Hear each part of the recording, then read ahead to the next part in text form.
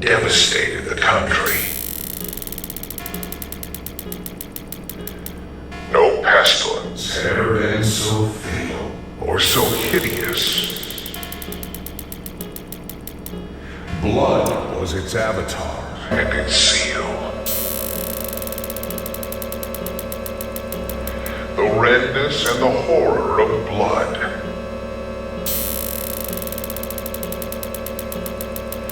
There were sharp pains, sudden dizziness, and then profuse bleeding at the pores with dissolution. The scarlet stains upon the body, and especially upon the face of the victim.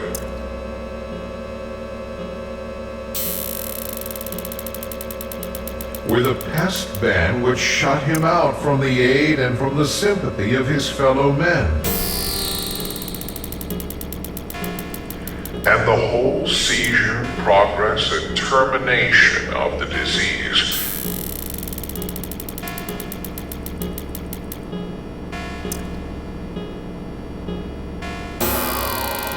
were the incidents of half an hour.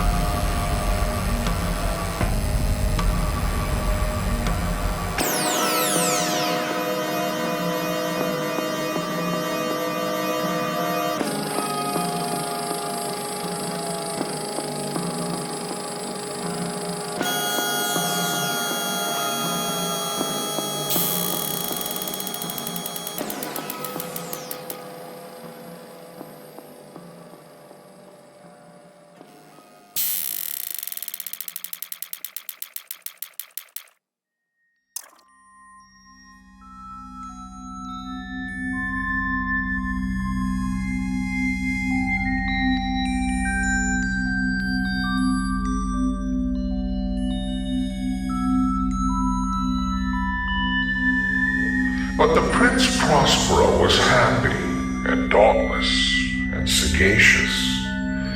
When his dominions were half depopulated, he summoned to his presence 1,000 hale and light-hearted friends from among the knights and dames of his court, and with these retired to the deep seclusion of one of his castellated abbeys. This was an extensive and magnificent structure, the creation of the prince's own eccentric, yet august taste. A strong and lofty wall girdled it in. This wall had gates of iron.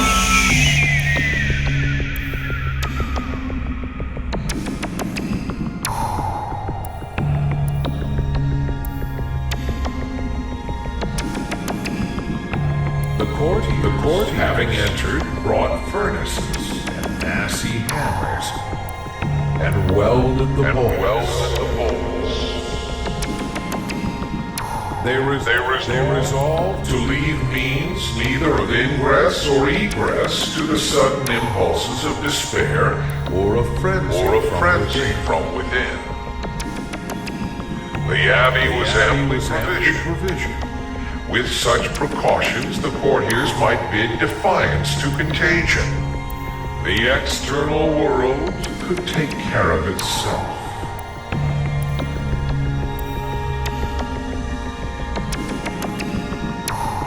In the meantime, it was folly to breathe. In the meantime, it was folly to breathe. In the meantime, it was folly to breathe or to think. The prince had provided all the appliances of pleasure. There were buffoons, there were improvisatori, there were ballet dancers, there were musicians, there was beauty, there was wine. All these and security were within. Without was the Red Death.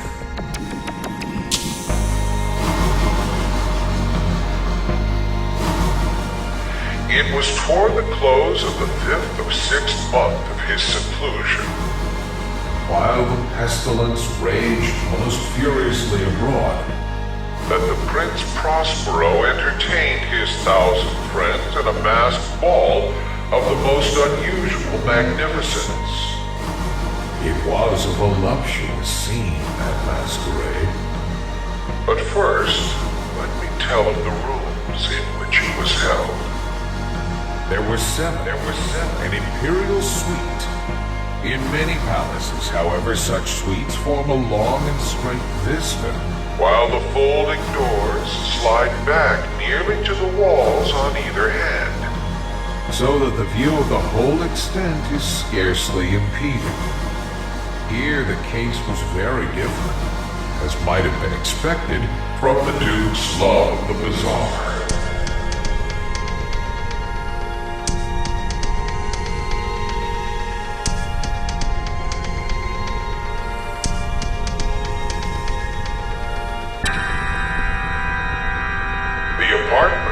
So irregularly disposed that the vision embraced but little more than one at a time. There was a sharp turn at every 20 or 30 yards, and at each turn a novel effect. To the left and right, in the middle of each wall, a tall and narrow Gothic window looked out upon a closed corridor which pursued the windings of the suite. These windows were of stained glass, whose color varied in accordance with the prevailing hue of the decorations of the chamber into which it opened. That at the eastern extremity was hung, for example, in blue. And vividly blue were its windows. The second chamber was purple in its ornaments and tapestries, and hence the panes were purple.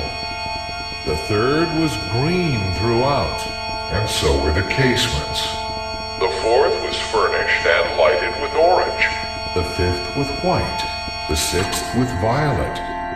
The seventh apartment was closely shrouded in black velvet tapestries that hung all over the ceiling and down the walls, falling in heavy folds upon a carpet of the same material and hue. But in this chamber only, the colors of the windows failed to correspond with the decoration.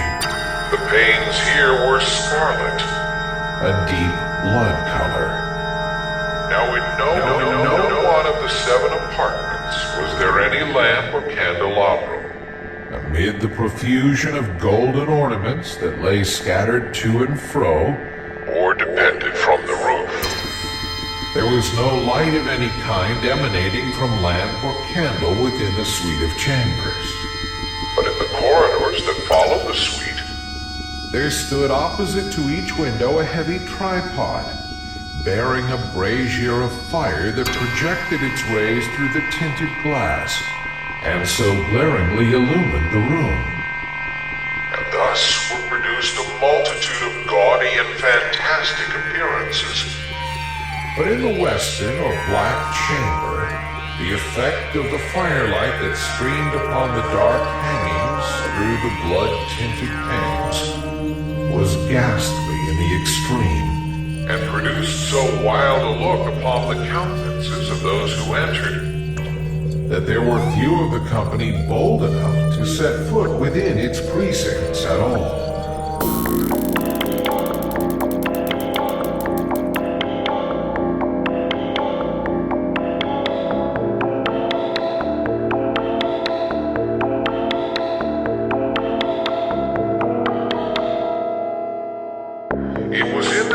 But also that there stood against the western wall a gigantic clock of ebony.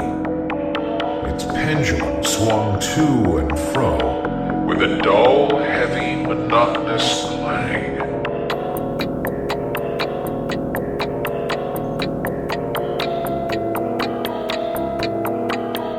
And when the minute hand made the circuit of the face, and the hour was to be stricken, there came from the brazen lungs of the clock a sound which was clear and loud and deep and exceedingly musical.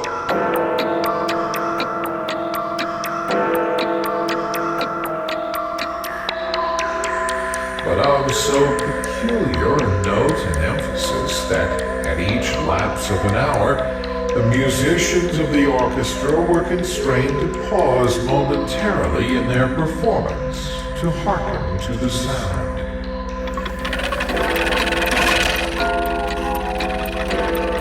And thus the waltzers perforce ceased their evolutions, and there was a brief disconcert of the whole gay company. While the chimes of the clock yet rang, it was observed that the giddiest grew pale, and the more aged and sedate passed their hands over their brows, as if in confused reverie or meditation.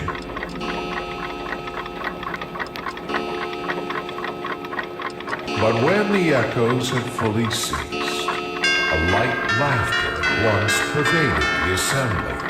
the musicians looked at each other and smiled as if at their own nervousness and folly, And made whispering vows each to the other that the next chiming of the clock should produce in them no similar emotion.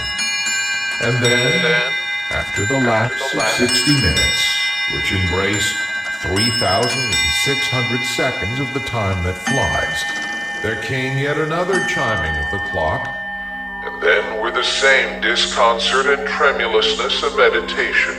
as before.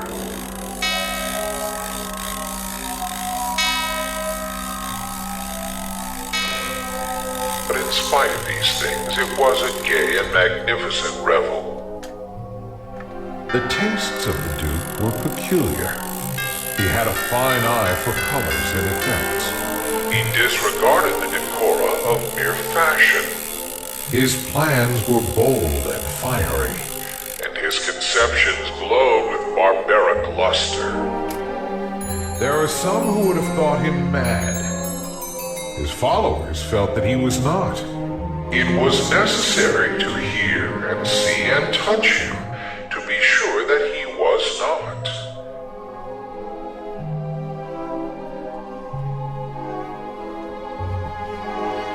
He had directed in great part the movable embellishments of the 7 chambers upon occasion of this great fete. And it was his own guiding taste which had given character to the masqueraders. Be sure they were grotesque. There were much glare And glitter, and piquancy and phantasm, much of what has been since seen in Hernani. There were arabesque figures with unsuited limbs and appointments. there were delirious fancies, such as the madman fashions. There was much of the beautiful, much of the wanton, much of the bizarre. Something of the terrible, and not a little of that which might have excited disgust. To and fro in the 7 chambers there stalked, in fact, a multitude of dreams. And these, the dreams, writhed in and about, Taking hue from the rooms, and causing the wild music of the orchestra to seem as the echo of their steps.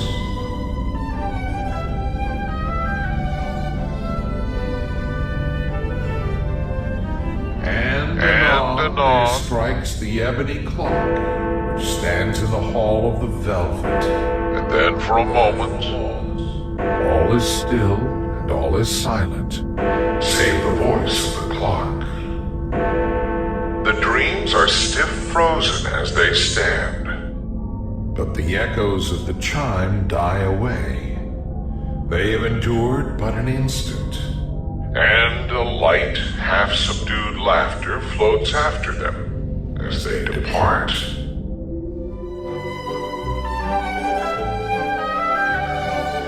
and now again the music swells and the dreams live and writhe to and fro more merrily than ever, taking hue from the many tinted windows through which stream the rays from the tripods.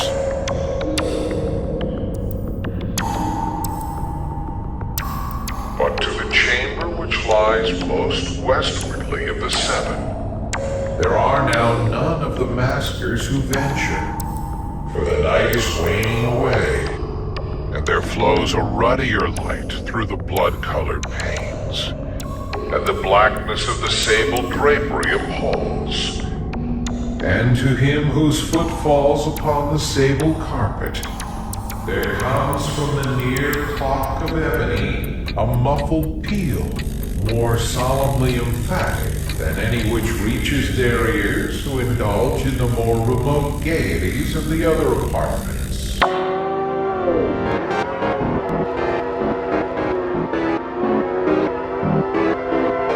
But these other apartments were densely crowded, and in them beat feverishly the heart of life. And the revel went whirlingly on.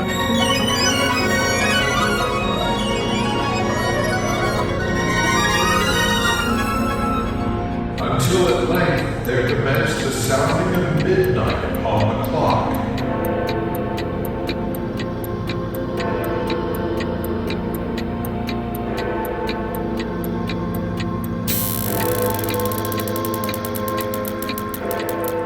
And then the music ceased, as I have told, and the evolutions of the waltzers were quieted, and there was an uneasy cessation of all things as before.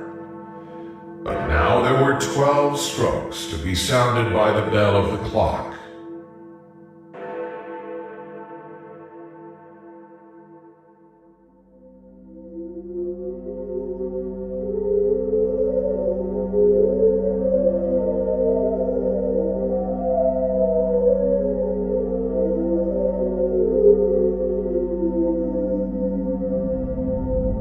And thus it happened, perhaps, that more of thought crept, with more of time, into the meditations of the thoughtful among those who reveled. And thus too it happened, perhaps, that before the last echoes of the last chime had utterly sunk into silence, there were many individuals in the crowd who had found leisure to become aware of the presence of a masked figure, which had arrested the attention of no single individual before. And the rumor of this new presence having spread itself whisperingly around, there arose at length from the whole company a buzz, or murmur, expressive of disapprobation and surprise, and finally of terror, of horror, and of disgust.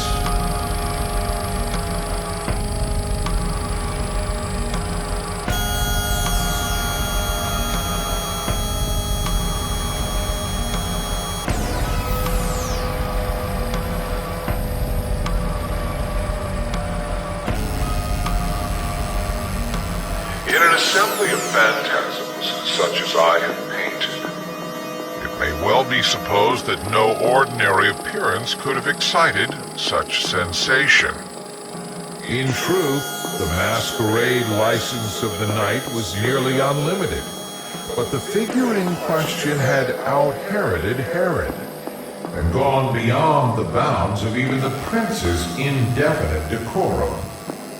There are chords in the hearts of the most reckless which cannot be touched without emotion. Even with the utterly lost, to whom life and death are equally jests, there are matters of which no jest can be made.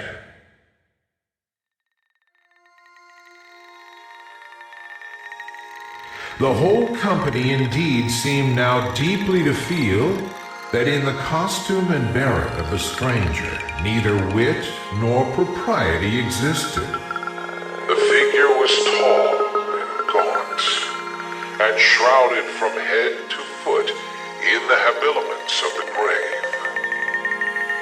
The mask which concealed the visage was made so nearly to resemble the countenance of a stiffened corpse that the closest scrutiny must have had difficulty in detecting the cheat.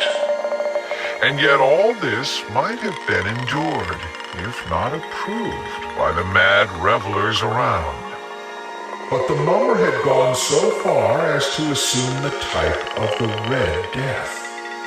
His vesture was dabbled in blood, and his broad brow, with all the features of the face, was besprinkled with the scarlet horror.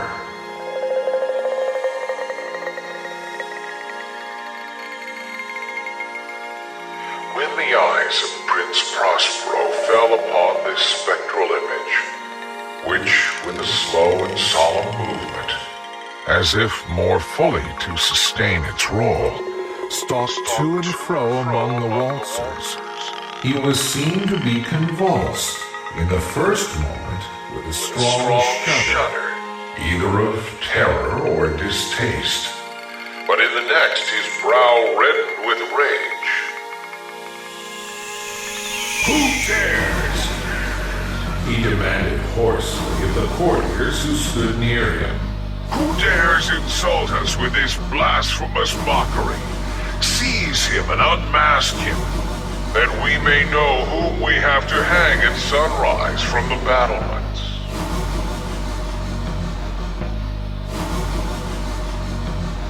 It was in the eastern or blue chamber in which stood the Prince Prospero. As he uttered these words, they rang throughout the 7 rooms loudly and clearly. For the prince was a bold and robust man, and the music had become hushed at the waving of his hand.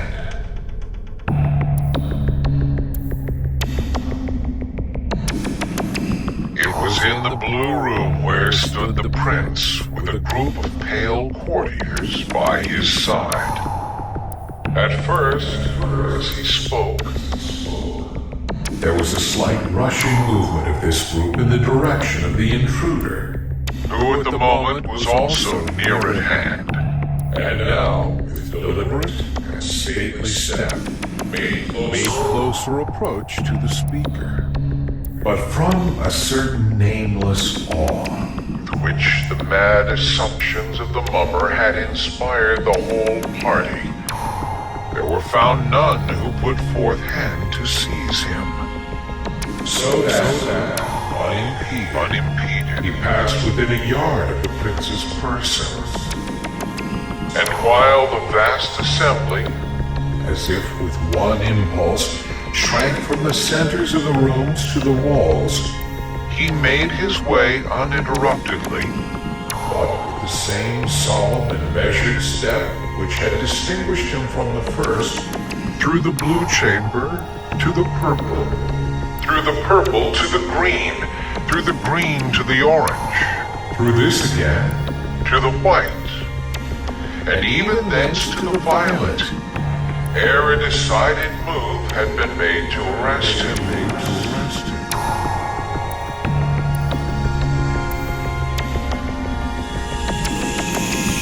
was then, however, that the Prince Prospero, maddening with rage and the shame of his own monetary cowardice, rushed hurriedly through the 6 chambers, while none followed him on account of a deadly terror that had seized upon all.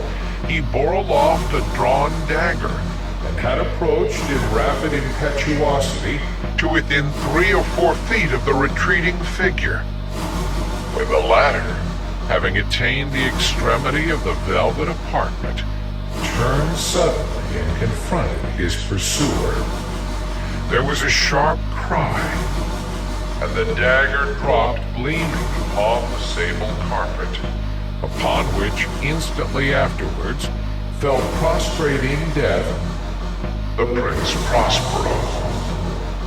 Then, summoning the wild courage of despair, a throng of the revelers at once threw themselves into the black apartment, and seizing the mummer, whose tall figure stood erect and motionless within the shadow of the ebony clock, gasped in unutterable horror, and finding the grave cerements and corpse-like mask which they handled with so violent a rudeness, untenanted by any tangible form.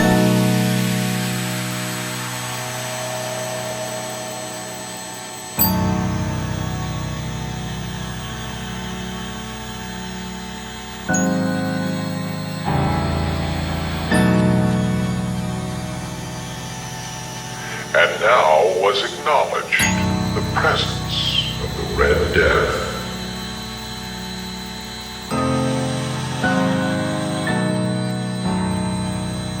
He had come like a thief in the night.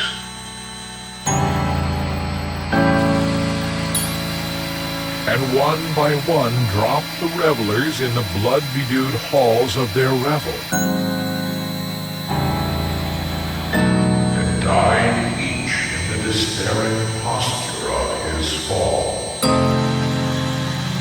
And the life of the ebony clock went out with that of the last of the gay. And the flames of the tripods expired. And darkness and decay